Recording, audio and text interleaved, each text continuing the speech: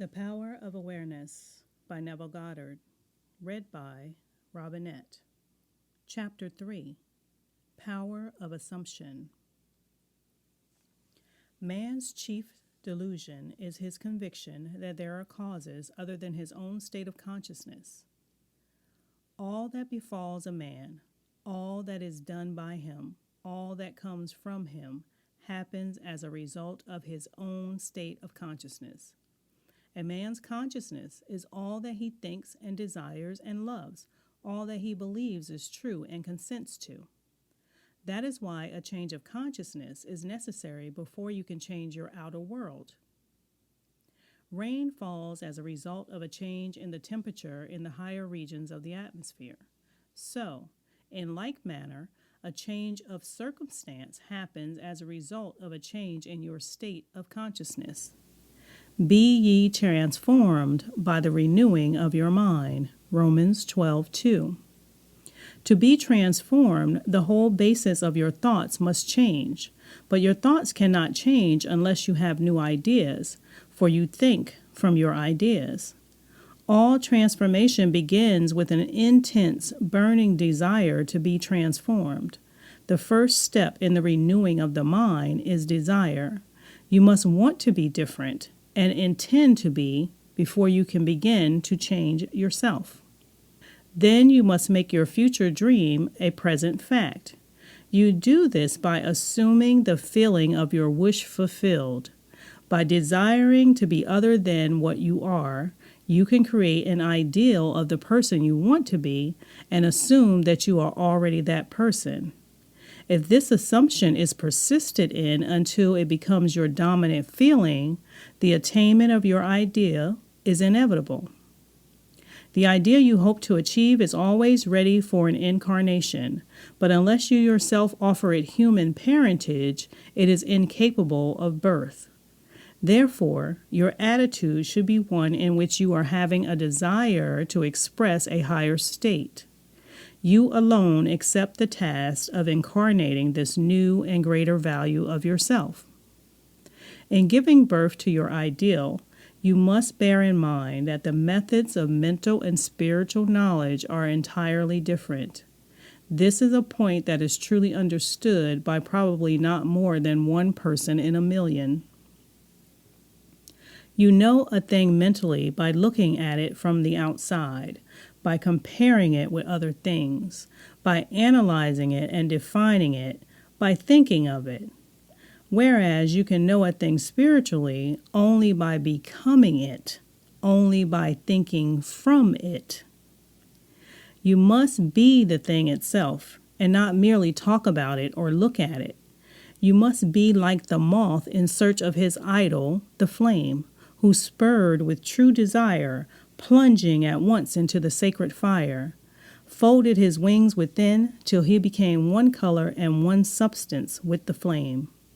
He only knew the flame who in it burned, and only he could tell who never to tell returned. Bird Parliament, Faith, Personal Religion, and the Divine of Devotion. Just as the moth in his desire to know the flame was willing to destroy himself, so must you in becoming a new person be willing to die to your present self. You must be conscious of being healthy if you are to know what health is. You must be conscious of being secure if you are to know what security is. Therefore, to incarnate a new and greater value of yourself, you must assume that you already are what you want to be, and then live by faith in this assumption, which is not yet incarnate in the body of life. In confidence that this new value or state of consciousness will become incarnated through your absolute fidelity to the assumption that you are that which you desire to be. This is what wholeness means, what integrity means. They mean submission of the whole self to the feeling of the wish fulfilled in certainty that that new state of consciousness is the renewing of mind which transforms. There is no order in nature corresponding to this willing submission of the self to the ideal beyond the self.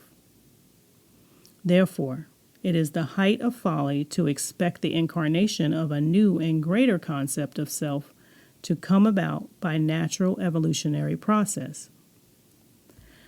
That which requires a state of consciousness to produce its effect obviously cannot be effected without such a state of consciousness. And in your ability to assume the feeling of a greater life, to assume a new concept of yourself, you must possess what the rest of nature does not possess: imagination, the instrument by which you create your world. Your imagination is the instrument, the means, whereby your redemption from slavery, sickness, and poverty is effected. If you refuse to assume the responsibility of the incarnation of a new and higher concept of yourself, then you reject the means, the only means, whereby your redemption, that is, the attainment of your ideal, can be effected. Imagination is the only redemptive power in the universe.